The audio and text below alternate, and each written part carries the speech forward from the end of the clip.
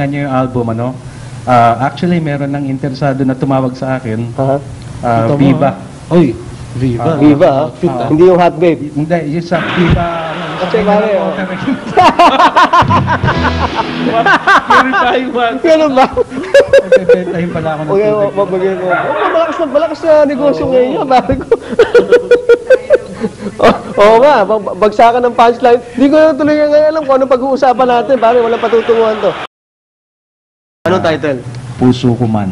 Puso ko man. Yeah, nakakaiyak siya. It's a very sweet, painful love song. Sweet, painful love song. Yeah. Hindi naman yung bantay sa lakay katulad ng pinag-usapan. Hindi naman yan. Parang Painful yun. painful lang na. Hindi, pero ang galing. How many cuts are there in 10 that? songs. Doon ngayon ng, ng mga may kapangyarihan kung nasaan si Right. Father Bossy. Mm. Nandun na yung clue kung nasaan. Okay. Oh? Baliktarin mo lang yung Bossy. Oh. Nasa Cebu. Nakrank mo na. Oo nga, no? Sila yung talaga nagsisilbing mga mata ng bayan. Oh. Alright. Pakurap-kurap lang, kumikita na.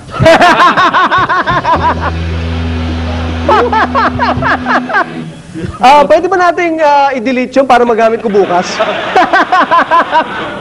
Paki-blip na lang para may joke tayo maganda bukas. Ganda yun kurap-kurap na lang. Kaya nga, sabi ko nga tuloy, bakit sinasabi nito mga... Well, dapat naman talaga silang galangin lang. Kasi sila yung mga magulang ng bayan. Magulang ng bayan. Kaya dapat silang galangin. Ano na pala nangyari doon sa sa Chacha, yung charter